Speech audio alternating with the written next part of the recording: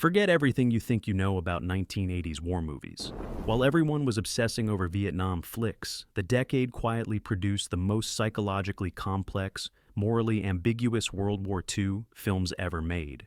The 1980s didn't just give us shoulder pads and synthesizers, it revolutionized how cinema portrayed the good war. Did you know one film was so realistic that actual U-boat veterans said it was more authentic than their own memories? These aren't your typical patriotic shoot-'em-ups. They're brutal, introspective masterpieces that dared to show war through German eyes, child perspectives, and broken soldiers who questioned everything they fought for. 15. Escape to Victory, 1981. Michael Caine trades his usual sophisticated roles for football boots in this sports war hybrid that sounds ridiculous on paper, but somehow works brilliantly. The film follows Allied POWs who challenge their Nazi captors to a football match in occupied Paris, using the game as cover for a mass escape attempt. What makes this film legendary isn't just Caine's surprisingly convincing performance as an England captain. It's the fact that real football superstars like Pelé, Bobby Moore, and Osvaldo Ardiles actually play prisoners of war.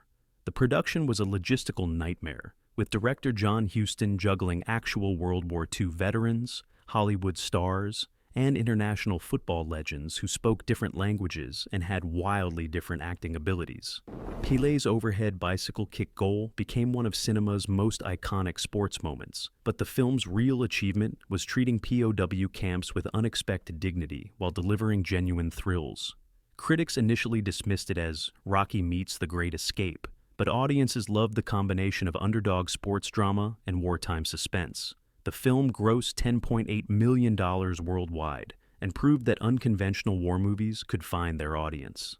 Sylvester Stallone, playing an American POW, reportedly trained with professional footballers for months to avoid embarrassing himself on screen. The real genius of Escape to Victory is how it uses sports as a metaphor for resistance. Every goal scored against the Nazis becomes a small victory for human dignity. 14. The Keep, 1983. Michael Mann's supernatural horror war film is either a brilliant misunderstood masterpiece or the most expensive B-movie ever made, and that's exactly what makes it fascinating. Set in 1941, Romania, the film follows a Nazi regiment that occupies an ancient fortress and accidentally awakens a malevolent entity that begins slaughtering German soldiers. Mann, fresh off making Thief, brought his signature visual style to create something completely unique. A war movie that's also a monster movie, a period piece that feels like science fiction.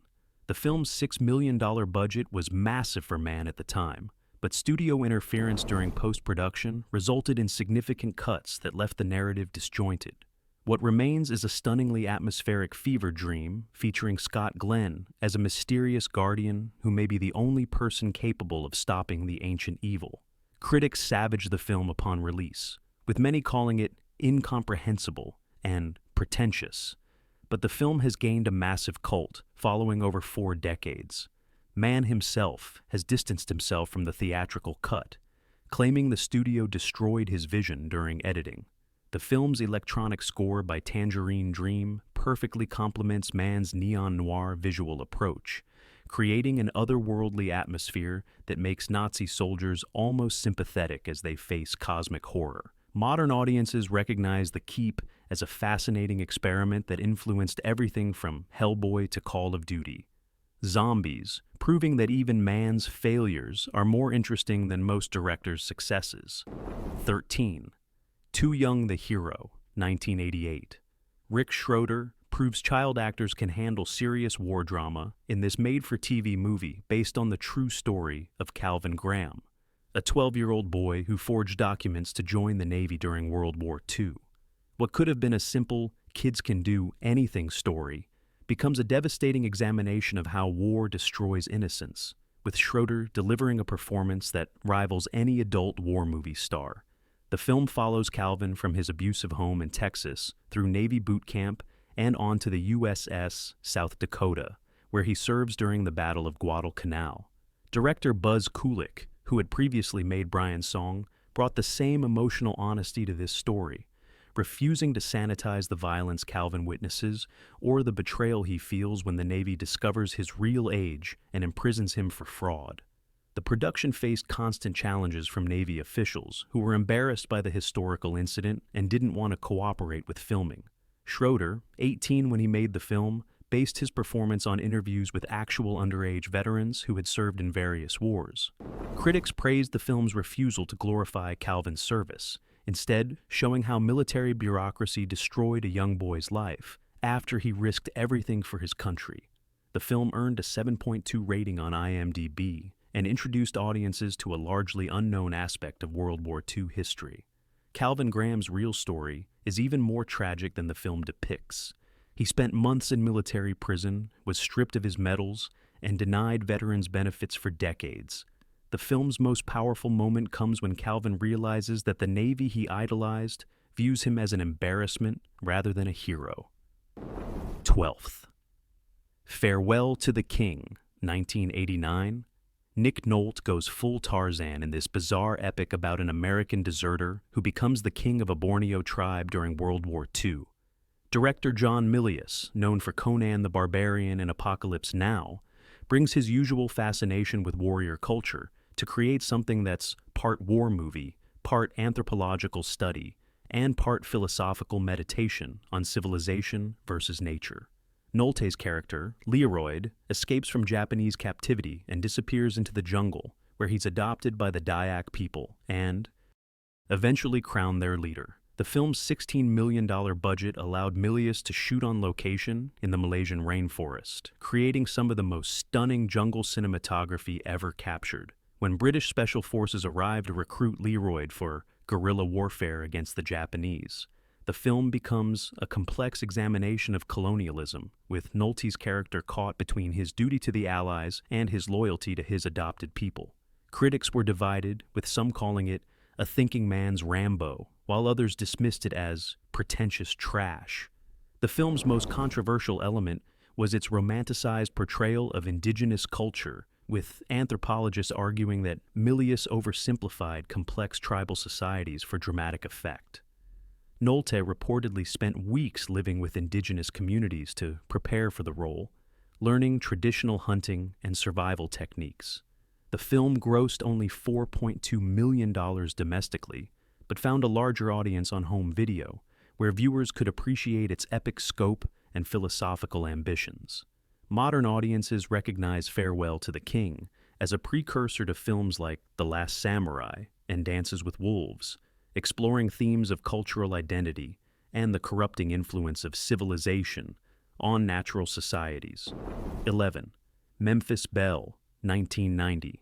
Matthew Modine leads an ensemble cast in this airborne thriller about a B-17 Flying Fortress crew attempting to complete their 25th and final bombing mission over Nazi Germany. While technically released in 1990, the film was shot and largely completed in 1989, making it essentially an 80s production that captured the decade's sophisticated approach to war storytelling. Director Michael Caton-Jones brought documentary-style realism to aerial combat sequences that rival anything in modern war films, using actual restored B-17 bombers and practical effects that put CGI-heavy modern films to shame. The film's ensemble cast includes Eric Stoltz, D.B. Sweeney, Billy Zane, and Harry Connick Jr., each playing distinct crew members dealing with the psychological pressure of their final mission. What sets Memphis Belle apart from typical bomber movies is its focus on the crew's internal dynamics rather than just aerial action. These men have survived 24 previous missions and are starting to crack under the strain. The production was notable for its attention to historical detail, with technical advisors including actual B-17 veterans who insisted on accuracy in everything from radio procedures to bomb loading techniques. Critics praised the film's authentic portrayal of airman psychology, particularly the superstitions and rituals that helped crews cope with their 50% survival rate. The film's most intense sequence involves the Memphis Belle limping home on one engine while under attack from German fighters, captured with practical effects that create genuine tension. Box office was modest at $27.4 million domestic, but the film has gained appreciation as one of the most realistic portrayals of strategic bombing campaigns. The real Memphis Belle completed 25 missions and returned to the United States for a war bond tour, proving that sometimes reality is more inspiring than fiction. 10. Every Time We Say Goodbye, 1986. Tom Hanks trades his comedy persona for romantic drama in this underrated gem about an American pilot who falls in love with a Sephardic Jewish woman in 1942 Jerusalem. Long before Philadelphia proved Hanks could handle serious roles, this film showed his dramatic range as David, a wounded aviator whose cross-cultural romance challenges both families' traditions during wartime. Director Moshe Mizrahi, fresh off winning an Oscar for Madame Rosa, brought his sensitivity to cultural identity to create something rare, a World War II love story that's more about personal sacrifice than battlefield heroics. The film's $8 million budget allowed for authentic location shooting in Jerusalem and detailed period recreation of the Middle Eastern theater, often overlooked in Hollywood war films. Hanks's performance as a man caught between duty and love anchors the film, showing his ability to convey vulnerability and strength simultaneously. The cultural clash between David's American pragmatism and Sarah's traditional Sephardic family creates genuine drama without resorting to stereotypes or melodrama. Critics were divided, with some praising Hanks's dramatic debut, while others found the pacing too slow for American audiences. The film's most powerful sequences involve the family's religious ceremonies, filmed with documentary-like authenticity that illuminates Sephardic traditions rarely seen in Hollywood films. Box office was disappointing at $2.8 million domestic, but the film found appreciation among audiences hungry for intelligent romantic drama. The real tragedy is that this film has been largely forgotten, despite featuring one of Hanks's most nuanced early performances and addressing themes of cultural tolerance that remain relevant today. Modern viewers can appreciate how Every Time We Say Goodbye anticipated Hanks's later dramatic career while providing insight into a rarely depicted aspect of World War II's global reach. 9. Sophie's Choice, 1982. Meryl Streep delivers her most devastating performance in this Holocaust drama that explores how impossible choices destroy the human soul. While the main story takes place in 1947, Brooklyn, the film's power comes from flashbacks to Sophie's wartime experiences, particularly the horrific decision forced upon her by a Nazi doctor at Auschwitz. Director Alan J. Pakula, known for paranoid thrillers like The Parallax View, brought his talent for psychological suspense to create a film that's less about historical events than about how trauma echoes through generations. Streep's Polish accent, which she developed by studying with dialect coaches and Polish refugees, became the gold standard for accents in cinema. The film's structure, building toward the revelation of Sophie's impossible choice, creates unbearable tension that culminates in one of cinema's most heartbreaking moments. Kevin Kline and Peter McNicol provide excellent support as the two men who love Sophie without understanding the depth of her pain. Critics universally praise Streep's performance, which earned her a second Oscar and established her as the greatest actress of her generation. The film's unflinching examination of survivors' guilt and the moral complexity of wartime choices elevated it above typical Holocaust dramas. Box office was strong at $30 million domestic, proving that audiences were ready for sophisticated adult drama. The film's legacy extends beyond Streep's performance to its honest portrayal of how the Holocaust's effects ripple through decades, destroying not just immediate victims, but everyone they touch. Modern audiences still debate whether Sophie made the right choice, which is exactly Pakula's point. There was no right choice, only survival and the lifelong guilt that follows. The film's final revelation that Sophie eventually chose death over continuing to live with her memories remains one of cinema's most powerful statements about the cost of surviving the unthinkable. 8. The Killing Fields, 1984.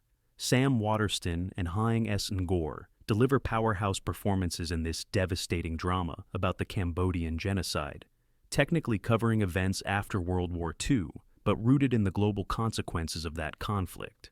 The film follows American journalist Sidney Schanberg and his Cambodian translator Deeth Pran as they witness the Khmer Rouge's rise to power and the systematic destruction of Cambodian society.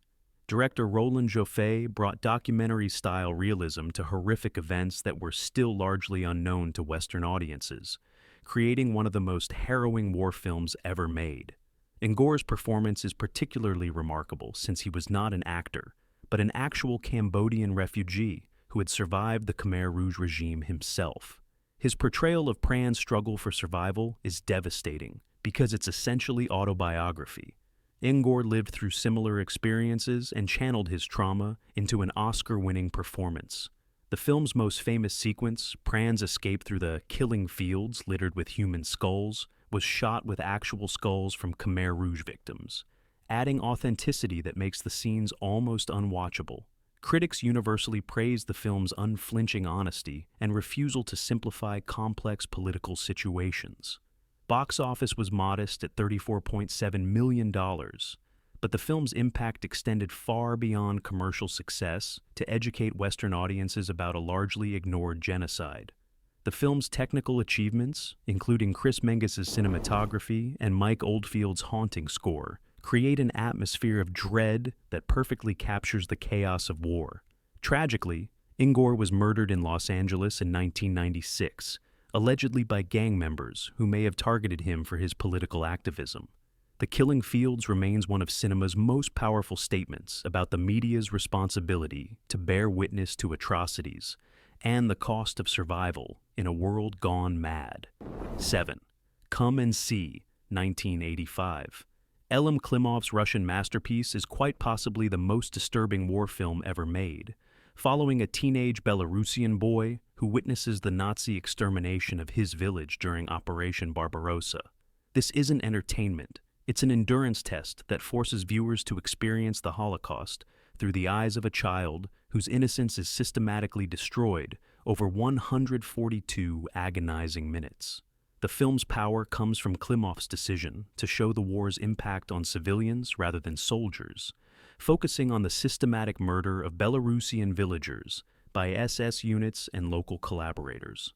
Alexei Kravchenko's performance as Flyora is devastating precisely because he's not acting in any conventional sense. He's simply reacting to increasingly horrific situations with the confused terror of a child who doesn't understand why the world has gone insane. The film's most infamous sequence involves the burning of a church full of villagers, filmed with documentary-style realism that makes it almost impossible to watch.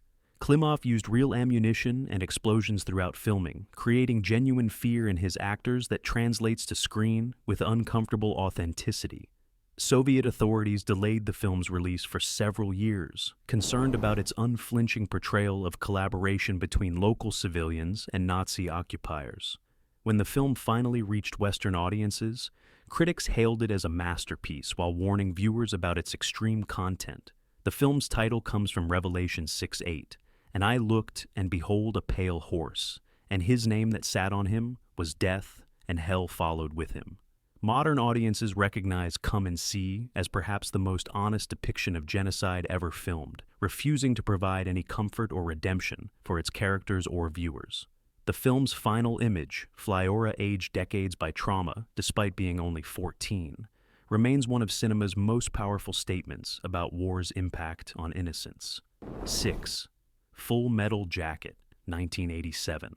Stanley Kubrick's Vietnam film opens with the most famous boot camp sequence in cinema history, but its lesser-known second half delivers equally powerful insights into the dehumanization of warfare. R. Lee Ermey's iconic performance as drill instructor Hartman creates a character so memorable that his dialogue became part of American culture, but Kubrick's real achievement is showing how military training transforms civilians into killers. The film's structure, split between Paris Island training and combat in Hughes City, deliberately mirrors the two stages of creating a soldier, breaking down individual identity and rebuilding it around violence. Vincent D'Onofrio's devastating performance as the overweight, psychologically fragile Leonard Gomer Pyle, Lawrence shows the human cost of military transformation, culminating in a bathroom suicide scene that rivals anything in Kubrick's catalog of disturbing moments. The film's Vietnam sequences, shot entirely on sound stages and London locations designed to look like Hughes City, prove that Kubrick could create believable war zones without leaving England. Critics praised Kubrick's technical mastery while debating his cold, analytical approach to violence and military culture. The film's famous line, "This is my rifle, this is my gun," became shorthand for military indoctrination, while Ermey's creative profanity influenced drill instructors for decades. Box office was strong at $46.4 million domestic, proving that audiences were hungry for intelligent analysis of military culture. The film's most controversial element was its portrayal of Marines as both victims and perpetrators of systematic dehumanization, refusing to offer easy heroes or villains. Modern viewers recognize Full Metal Jacket as Kubrick's most accessible film, while maintaining his signature themes of institutional violence and human alienation. The film's influence on subsequent war movies and military recruitment is immeasurable, simultaneously celebrating and critiquing warrior culture with typical Kubrickian ambiguity. 5. Born on the 4th of July, 1989, Tom Cruise delivers his finest dramatic performance as Ron Kovich, a paralyzed Vietnam veteran who transforms from gung-ho patriot to anti-war activist in Oliver Stone's biographical masterpiece. While the film focuses on Vietnam and its aftermath, its power comes from showing how World War II mythology shaped an entire generation's understanding of military service and American righteousness. Stone's direction is characteristically intense, using expressionistic techniques to show Kovich's psychological journey from small-town hero worship to devastating disillusionment. Cruise's physical transformation for the role, spending months in a wheelchair and training with actual paralyzed veterans, creates authenticity that anchors the film's more melodramatic moments. The film's most powerful sequences involve Kovich's hospitalization in a decrepit VA facility, where Stone shows the reality behind patriotic rhetoric about supporting troops. Critics praised Cruise's dramatic range while recognizing Stone's skill at connecting personal trauma to larger political movements. The film's structure, moving from Kovich's idyllic childhood through combat trauma to political awakening, creates a devastating critique of American militarism. Box office was strong at $70 million domestic, proving that audiences were ready for complex examinations of Vietnam's legacy. The film's influence on subsequent portrayals of disabled veterans cannot be overstated, showing that physical disability doesn't diminish human dignity or political relevance. Stone's decision to focus on Kovich's family relationships alongside his political evolution adds emotional depth that prevents the film from becoming simple propaganda. Modern audiences can appreciate how Born on the 4th of July anticipated later discussions about veteran care and the disconnect between political rhetoric and institutional support. The film's final image, Kovich addressing the 1976 Democratic Convention, provides hope that personal trauma can be transformed into positive social change. 4th Platoon, 1986. Oliver Stone draws on his own Vietnam combat experience to create the most psychologically complex war film of the 1980s, exploring how conflict transforms young men into killers or casualties. Charlie Sheen's protagonist, Chris Taylor, serves as the audience surrogate, a middle-class volunteer who witnesses the moral breakdown of his unit under the pressures of guerrilla warfare. The film's structure as a battle between two father figures, Willem Dafoe's idealistic Sergeant Elias and Tom Berenger's brutal Sergeant Barnes, creates a moral framework that elevates the film above simple combat footage. Stone's direction captures the disorienting nature of jungle warfare, where enemies are invisible and every civilian might be a threat. The film's most controversial sequence, involving the potential massacre of a Vietnamese village, shows how quickly discipline breaks down when soldiers face an enemy they can't identify. Critics universally praised the film's authenticity, with many Vietnam veterans confirming that Stone had captured the psychological reality of combat more accurately than any previous film. The film's technical achievements, including Robert Richardson's cinematography and Georges Delerue score, create an immersive experience that puts viewers in the jungle alongside the soldiers. Box office was massive at $138.5 million domestic, proving that audiences were hungry for honest examination of America's most controversial war. The film's influence on subsequent war movies is immeasurable, establishing the template for realistic combat cinematography and psychological complexity. Stone's decision to avoid traditional heroics in favor of moral ambiguity created a new standard for war films. Modern audiences can appreciate how Platoon's themes of institutional corruption and moral compromise remain relevant to contemporary military conflicts. The film's final message, that war corrupts everyone it touches, resonates across generations and conflicts. 3. The Big Red One, 1980. Sam Fuller's semi-autobiographical masterpiece follows a veteran sergeant and his squad through the entire European theater, from North Africa to the liberation of concentration camps. Lee Marvin's nameless sergeant anchors the film with world-weary authority, leading a group of young soldiers, including Mark Hamill, in his first major post-Star Wars role. Fuller's approach is episodic rather than traditionally narrative, reflecting how soldiers experience war as a series of disconnected events rather than a coherent story.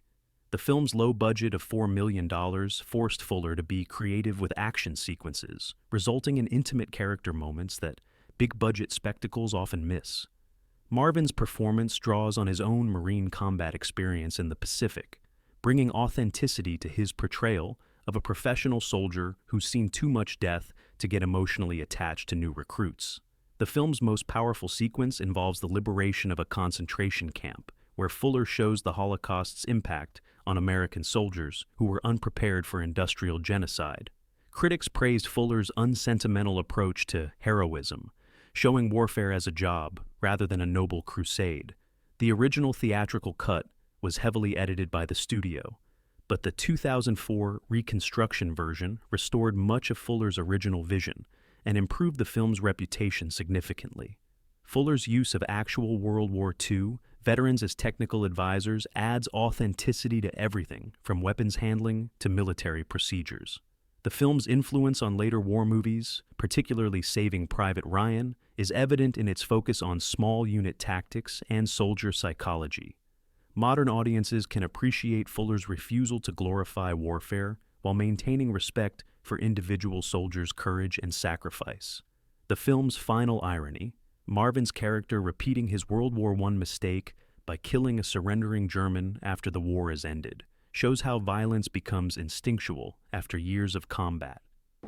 2. Empire of the Sun, 1987. Steven Spielberg's most underrated masterpiece follows young Jim Graham, Christian Bale in his film debut, as he survives Japanese occupation and internment during the fall of Shanghai.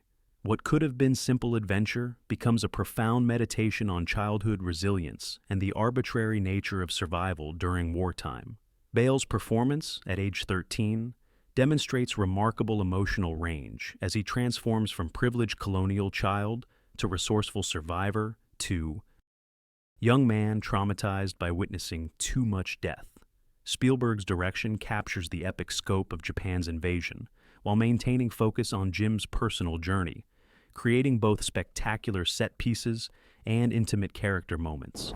The film's $35 million budget allowed for massive crowd scenes and authentic period details, including the first American film shot in China since the 1940s. John Malkovich provides excellent support as Basie, an American sailor whose friendship with Jim becomes increasingly complicated as the war progresses. The film's most powerful sequences involve Jim's gradual realization that his parents aren't coming back, forcing him to create his own survival strategies within the internment camp system. Critics initially found the film's tone uneven, mixing Spielberg's sense of wonder with the harsh realities of civilian imprisonment. But time has revealed this complexity as the film's greatest strength. Box office was disappointing at $22.2 million domestic, leading many to overlook what is arguably Spielberg's most mature work. The film's examination of how children adapt to extreme circumstances anticipates later films like Life is Beautiful and The Pianist. Modern audiences can appreciate how Empire of the Sun shows the Pacific War's impact on civilian populations, a perspective often ignored in favor of military action. The film's final image, Jim unable to recognize his own parents after years of separation, remains one of cinema's most heartbreaking statements about war's impact on family bonds. 1. Das Boot, 1981. Wolfgang Petersen's claustrophobic masterpiece redefines submarine warfare films by showing World War II from the German perspective, creating the most authentic underwater combat experience ever captured on film. The film follows U-96 and its crew during a patrol in the North Atlantic, where Allied destroyers hunt them relentlessly through the dark depths of the ocean. Jürgen Prochnow performance as the submarine captain creates a complex character who's neither Nazi villain nor tragic hero, just a professional sailor trying to keep his crew alive in an impossible situation. Petersen's direction captures every detail of submarine life, from the smell of diesel fuel and sweat to the terrifying sounds of depth charges exploding overhead. The film's production was legendary, with actors living in cramped submarine sets for months to achieve the pale, exhausted look of real U-boat crews. The original German version ran nearly 4 hours, but even the theatrical cut delivers an immersive experience that makes viewers feel trapped underwater with the crew. Critics universally praise the film's technical achievements and moral complexity, recognizing that showing German perspectives didn't equal Nazi sympathy. The film earned 6 Oscar nominations, more than any German film until All Quiet on the Western Front in 2022. Box office was massive for a foreign film, earning $11 million in the United States, and proving that audiences were hungry for authentic war cinema, regardless of language. The film's influence on subsequent submarine movies is immeasurable, with directors from Ridley Scott to Christopher Nolan citing it as inspiration. Petersen's decision to focus on the crew's humanity rather than political ideology creates universal themes that transcend national boundaries. Modern audiences recognize Das Boot as perhaps the greatest war film ever made, combining technical mastery with psychological insight to create an unforgettable experience. The film's final irony, the crew surviving months of underwater hell only to be killed by an air raid while in port, shows how random death becomes during total war. So there you have it, 15 films that proved the 1980s weren't just about Miami Vice and Rubik's Cubes. These movies dared to show World War II through enemy eyes, child perspectives, and broken soldiers who questioned everything they'd been taught about heroism and sacrifice. From Das Boot's claustrophobic realism to Come and See's unflinching brutality, the decade produced war films that were psychologically complex, morally ambiguous, and absolutely unforgettable. Which of these films hit you the hardest? Did we miss any 80s World War II classics that deserve recognition? And here's the real debate starter. Are these morally complex 1980s war films more honest about conflict than today's sanitized blockbusters? Or do modern audiences need clearer heroes and villains to process historical trauma? Drop your controversial takes in the comments. And remember, the best war films don't glorify conflict. They make you question everything you thought you knew about it.